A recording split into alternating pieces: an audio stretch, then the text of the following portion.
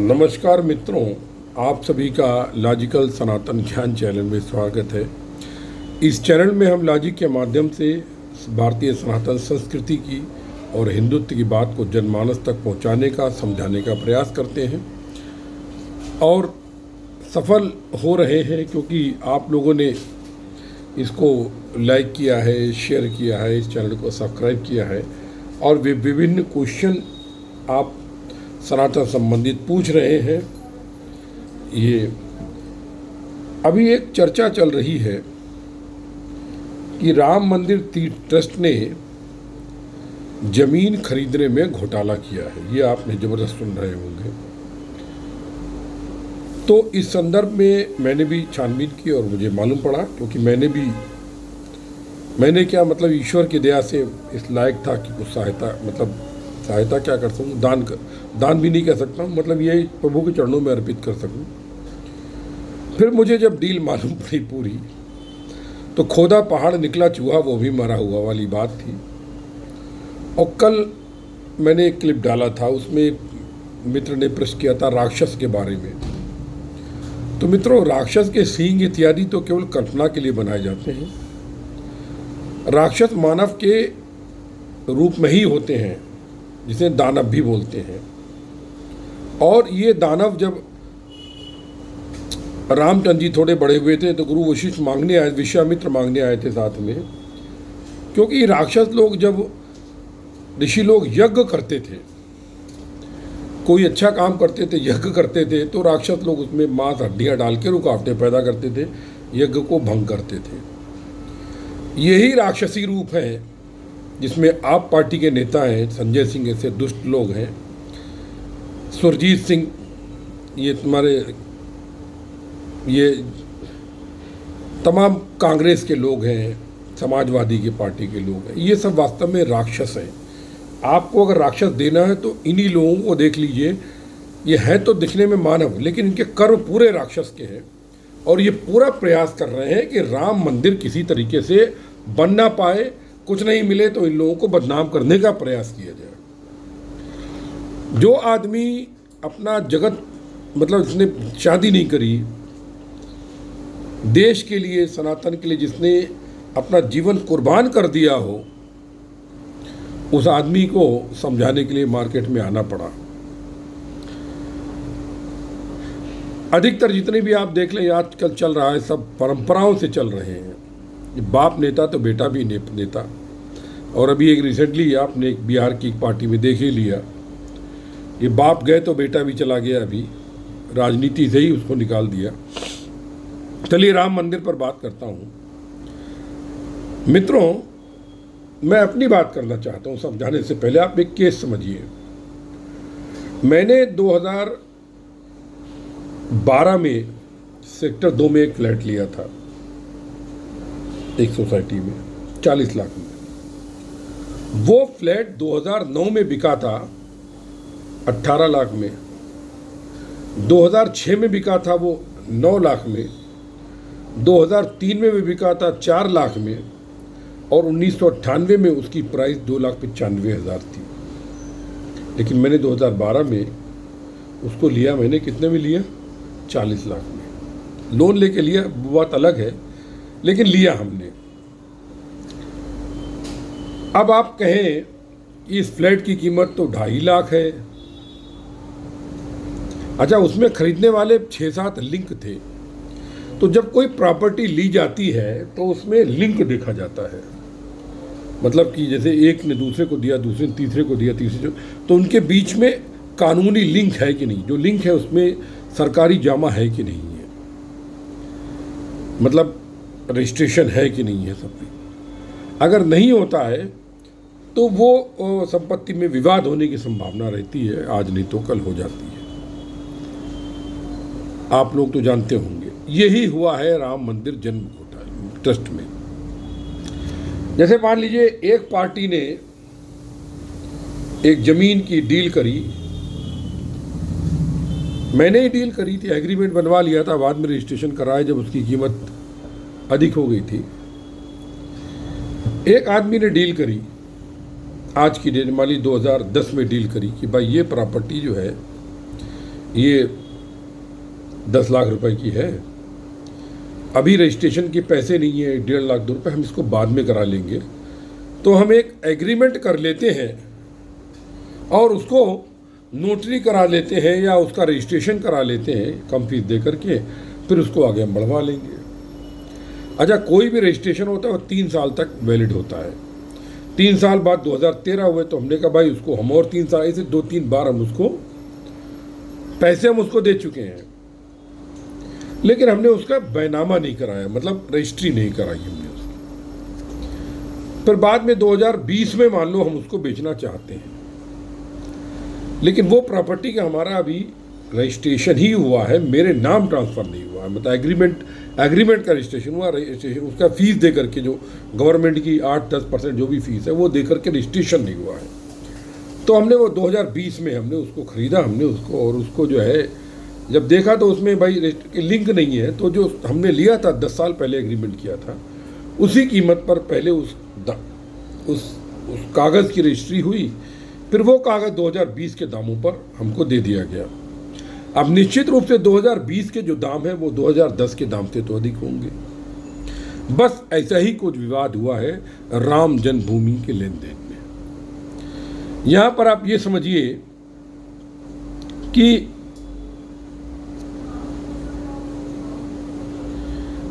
प्रश्न ये लगाया कि 10 मिनट के अंदर जमीन की कीमत 2 करोड़ से 18.5 करोड़ हो गई, यानी 5.5 लाख रुपए प्रति सेकंड की दर से बढ़ी। अब ये आरोप बिना देखे, बिना वेरिफिकेशन के समझे लगा दिया। अब आप इसके ऊपर जब देखिएगा कानूनी प्रतिक्रिया होंगी तो ये सब के सब माफ़ी मांगेंगे, और राजनीति है तो माफ़ी मांग के छोड़ दें, जबकि इनको जूते मार करके, इनका मुंह काला करके, गधे पर निकाल करके जुलूस तब माफ़ी लेना चाहिए। मैं तो अगर हूँ तो इनके ऊपर इसी तरीके से करूँ मैं, लेकिन नहीं कर सकता। मैं तो राजनीति से दूर हूँ, किसी पार्टी के सदस्य भी नहीं हूँ। एक ही मेरा काम है सनातन का प्रचार करना, और हमारे मित्र सभी पार्टियों में हैं। अब देखिए इसमें क्या था कि जो मूल रूप से ज़मीन थी वो कुसुम पाठक और हरीश पाठक की थी। हरीश पाठक और कुसुम पाठक ने 2011 में इस जमीन को बेचने की प्रक्रिया की थी। ठीक है, अब होता क्या है कि कहीं पर कोई अगर प्रकल्प आता है, जैसे एयरपोर्ट आता है या कोई ऐसा पिकनिक, मतलब कुछ ऐसी चीज़ आती है जो कि बहुत ही महत्वपूर्ण हो, कोई संस्थान आता है, तो उसके आसपास की दाम बढ़ने लगते हैं। ये साइकोलॉजी है, क्योंकि संपत्ति के दाम या कोई भी दाम होती है ये सप्लाई या डिमांड पर होते हैं। अगर सप्लाई अगर आपकी कम है, डिमांड अधिक है, तो दाम बढ़ेंगे। अगर सप्लाई अधिक है, डिमांड कम है, तो ये तो हमेशा, ये तो इकोनॉमिक्स का रूल होता है। अब 2011 में राम मंदिर का कोई था क्या? कोई चर्चा भी नहीं थी, उम्मीद भी नहीं थी राम मंदिर बन जाएगा। लेकिन 2011 में 4 मार्च को कुसुम पाठक ने सुल्तान अंसारी और रवि मोहन तिवारी के साथ एक एग्रीमेंट किया बेचने का, सेल एग्रीमेंट, और वो 2 करोड़ में किया गया। और ये सेल एग्रीमेंट था कि भाई 2 करोड़ में हम आपको ये प्रॉपर्टी बेचेंगे। कारण क्या था कि उस प्रॉपर्टी पर कुछ और भी विवाद चल रहा था, सुन्नी वक्फ बोर्ड का विवाद चल रहा था, कोर्ट में केस था। तो ये कहा गया भाई ये अगर कोर्ट में केस में आप जीत गए तो हम आपसे ये प्रॉपर्टी इतने में खरीद लेंगे। एग्रीमेंट हो गया, रजिस्ट्रेशन कर लिया गया एग्रीमेंट का, मतलब स्टैम्प पेपर पर कर करा के जो नोटरी वोटरी जो होता है। अब इसके बाद क्या हो गया कि बाद में ये केस हुआ कि 3 साल तक ये वैलिड होता है। तो 4 मार्च 2014 को दोबारा एग्रीमेंट टू सेल किया गया, ठीक है, और उसमें भी कीमत 2 करोड़ ही ली गई, क्योंकि प्रॉपर्टी के दाम स्लैश थे बिल्कुल, इस टाइम पर बढ़ नहीं रहे थे, रिसेशन टाइप था, पूरे इंडिया में था, ये मुंबई में भी ये हाल था। और 2 जून 2020 में सुन्नी वक्फ बोर्ड ने जमीन के विषय में कह दिया कि ये जमीन सुन्नी वक्फ बोर्ड की नहीं है, मतलब ये विवादों से मतलब विवाद वाली जमीन नहीं है ये। और इसी के साथ में चूंकि ये जमीन स्टेशन के निकट थी और राम मंदिर ट्रस्ट के इर्द गिर्द थी, तो जब फैसला आया तो इसके दाम शूट अप हो गए और वर्तमान में ये जमीन जो है इसकी कीमत 24 करोड़ है। जो प्रेजेंट इस समय आप पता कर लीजिए अयोध्या में ये ज़मीन जो बेची जा रही 24 करोड़ की होनी चाहिए मार्केट के हिसाब से, लेकिन उन लोगों की भल मनसाहत है कि वो 18.5 करोड़ में दे रहे हैं राम जी के नाम पर, क्योंकि ये धर्मार्थ है, ये किसी के व्यक्तिगत बिजनेस या व्यापार तो इसमें होना नहीं है। हिंदू हित की अस्मिता की बात है राम मंदिर बनना। अच्छा, अब देखिए क्या हुआ। अब जब राम मंदिर के साथ ये फैसला हुआ तो 2021 में ये किया गया राम मंदिर ज़मीन बनेगी तो उसके आसपास भी हमको काफ़ी कुछ ज़मीन चाहिए कि हम वहाँ पर और भी सुविधाएं राम मंदिर एक्सटेंशन की बना सकें, क्योंकि राम मंदिर में जो चंदा आया वो जितना मांगा गया था उससे कई गुना आ गया। मतलब इतना उत्साह था कि हमें मान लो 1000 करोड़ चाहिए तो हमको 4000 5000 करोड़ आ गया, और अभी भी आ रहा है, अभी भी लोग दे रहे हैं, सहयोग कर रहे हैं राम मंदिर की। इतने उत्साहित हैं हिंदू भाई हमारे, पूरी दुनिया भर के लोग अभी भी सहायता कर रहे हैं। तो अब ये हो गया कि साहब 18 करोड़ की 18.5 करोड़ की जो ज़मीन हम बेच रहे हैं, इसमें हमको पहले वाला वो हरीश पाठक वाला जो पहले वो लिंक नहीं मिल रहा अंसारी वाला।